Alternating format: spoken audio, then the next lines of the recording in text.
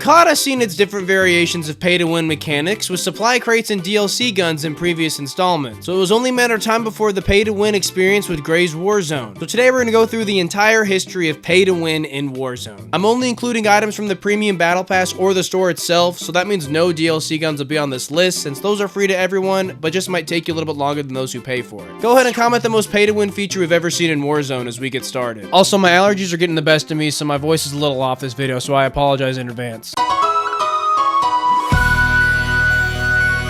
I think this was the very first example of pay to win in Warzone and was a camper's dream. In Season 4 of Modern Warfare 19, which is pretty much the first season of Warzone, the Roze skin was available at tier 100. The skin was notorious for being extremely dark in an already not very vibrant map. It truly gave you an unfair advantage by blending into your surroundings. Roze also gained the reputation as a sweat skin in Warzone, but was quickly claimed by the rats and was abused by corner campers because it essentially granted you invisibility. There would be many times where you would just see bullets coming towards you from a Roze skin corner camper and still not even see the Roze skin while they're actively shooting you. They eventually nerfed the skin to make it a little more vibrant, and it helped a little bit, but was still advantageous nonetheless. I mean, seriously, these before and afters, there's like barely a difference. Regardless if you want to believe it or not, I firmly believe that this was a subtle marketing tactic to drive up their battle pass sales, since you have a very sought after skin to be rewarded with, and at level 100 at that.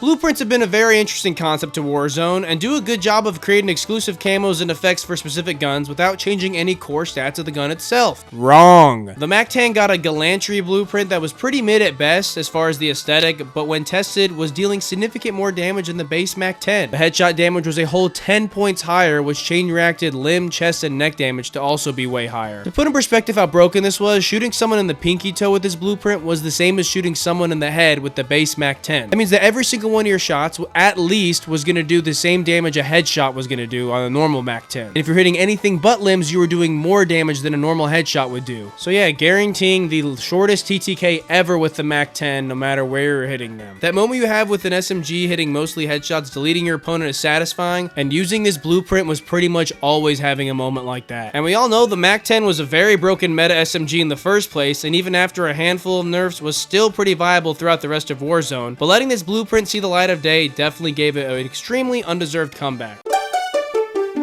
If I'm being honest, I've loaded up DMZ like once ever since it launched, but this mode is almost completely pay to win after doing research for this video. Pay to win may be a stretch, it's honestly more of like a pay to convenience yourself and kind of expedite things. And what I mean by that is there is a ton of operators and blueprints that give you an inherent advantage in your gameplay. There are smaller things such as spawning with a 2-plate carrier or self-revive. There's other things that I think are a little egregious, such as spawning in with a medium backpack or a whole UAV at your disposal. And if I'm not mistaken, it's like unlimited UAVs, which like, I don't know how that's not pay to win. Someone please correct me if I'm wrong, but that just sounds ridiculous. Regardless, that is absolutely without a doubt spawning in with an advantage that you paid for. Then there's also added effect for weapon blueprints that'll give it a reduced cooldown so you can use it again like right after deploying. Like most of them are like 15 minutes, where normally it's like at least an hour, most of the time like 2 to 3 hours, I think. Then there's the active duty operator slots, which you only have 3 by default, and the only way to get more is by buying operators. I'm not even kidding, when you're in the active operator menu, the other slots are literally locked behind a paywall. Like this is straight up takes you to the store and everything to unlock these slots, which is just another advantage. It would be different if in DMZ it was strictly PvE, but since you can go head to head with others, I find this pretty lame. Modern Warfare 3 Zombies has a similar pay to win features as well, which is also cringe, but that's really all just PvE. So at that point, it's kind of gives me like mobile game vibes. Like if you just want to speed up the process, go ahead and throw some money for these little like boosts. Like really, that's not really doing much harm. Whereas in DMZ, in theory, you can always spawn in with a UAV, use that UAV right when you start, and go hunt another team which doesn't have a UAV and kill them off rip, which is just shameless.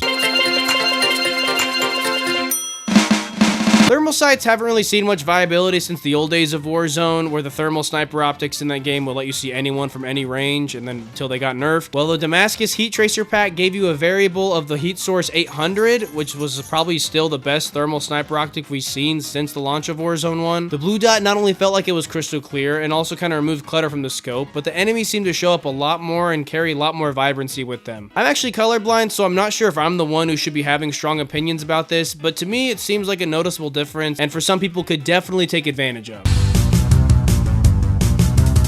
So So with Season 5, they added a dog finisher, and that dog's name is Merlin. Well, Merlin comes with an added perk in the form of a buffed version of High Alert, which is probably one of the most popular perks in the entire game. We all know the High Alert pings your screen from wherever someone is looking at you, but the one time it doesn't do this is when someone's right in front of you, or obviously when someone's using Cold-Blooded. Well, with Merlin equipped as your finisher, that's right, this is the only finisher on this list. Whenever someone in front of you aims at you, you'll get a bark from Merlin.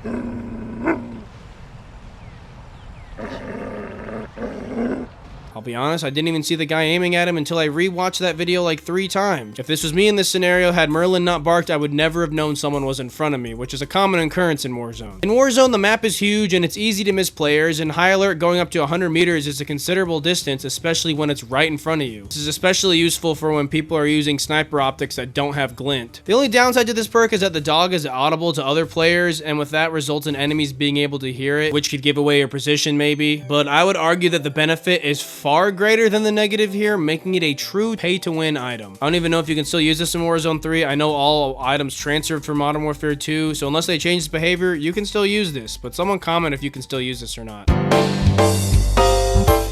Alongside the Merlin dog in Season 5, we also got the Dark Rituals Tracer Pack, which came with the blueprint for the Cronin Squall. Also in this Tracer Pack, literally every element about the DMZ pay-to-win is present here. You've got like the free UAV, the free backpack, the free operator slot, and like the weapon cooldowns. Literally all of it's going on here. Just thought that was kind of funny. But that's not what we're here to talk about. We're here to talk about the SZ Holotherm that was part of the blueprint. Now, we've already discussed how useless thermals have been since Warzone 1, but if you were going to use any thermal sight on an AR, it was going to be this one. It was honestly decently clean, and since Warzone 2 is really heavy on the smoke grenade meta, this had its fair share of viability. However, this Dark Rituals Holotherm, the optic was just flat out better. I'll just let this comparison of the two let it speak for itself. I mean, it's really easy to tell. I can't really pinpoint why this looks so good other than the Dark Rituals actually filling out their character model, whereas the regular one just kind of shows an outline, and honestly barely even does that. Aside from the players popping, the overall look when you're looking at the map and other objects, pretty much when you're aiming at anything that's not a player, it still looks really clear and clean. And then even on top of that, when someone's using Cold-Blooded, the Dark Rituals Holotherm pretty much gets nerfed to like the regular Holotherm, whereas the regular Holotherm gets completely useless. Similar story here, not sure if you can still use this or if they nerfed it or changed it whatsoever, but this is probably really good if you're going for a nuke.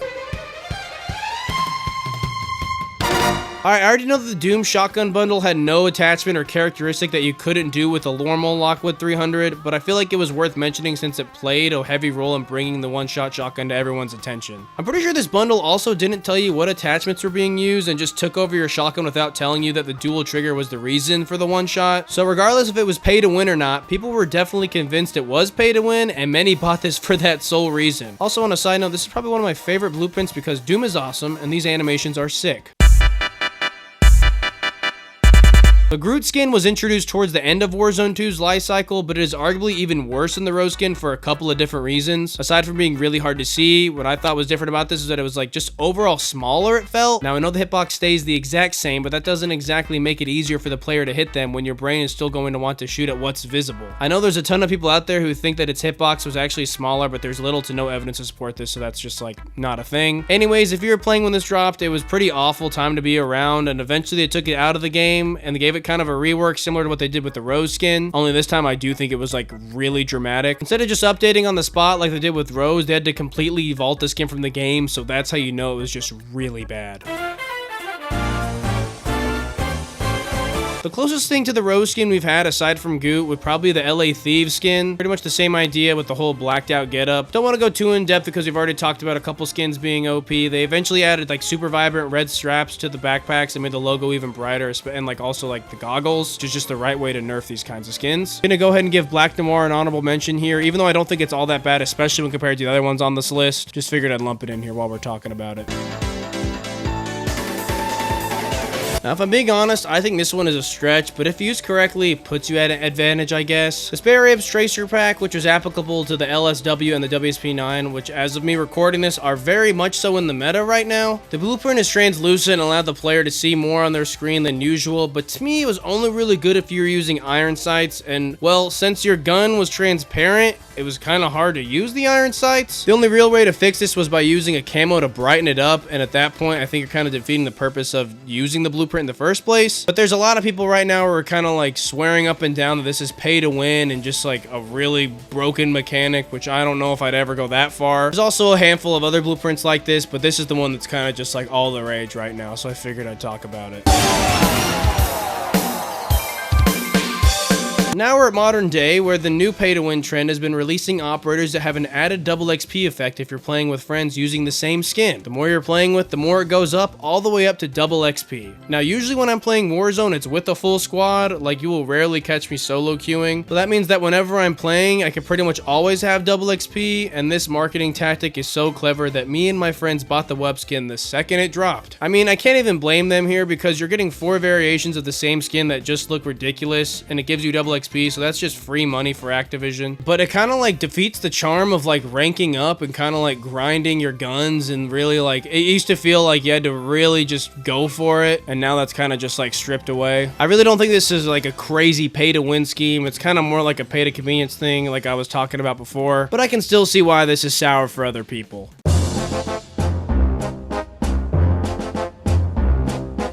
This is honestly a really stupid entry on here because it really has nothing to do with Activision or Raven or like Warzone at all. This is all external. But if it's what it's come to, it's kind of like highlighting how skill-based matchmaking kind of ruined COD, and COD should maybe like go back to the way things were. Also, I've never used a VPN, but if that's your thing, I mean, so be it. I'm not gonna stop you. Just don't lie about it. Really just putting this in here for the meme of it. But that's every pay-to-win item in Warzone history. Let me know if you think these are actually pay-to-win or if I missed anything on this list. And again, with the whole voice, I'm sorry if I sound disinterested here. I promise, like, I was actually really excited to make this video. If it's your first time here, I promise I don't normally sound like this. But check out some of my other Warzone videos. Stop by one of my live streams right here on YouTube. Don't even have to go to another app. Join my Discord if you're feeling crazy. And if you liked, leave a like. If you didn't, leave a dislike. Comment if you like. And thank you so much for watching.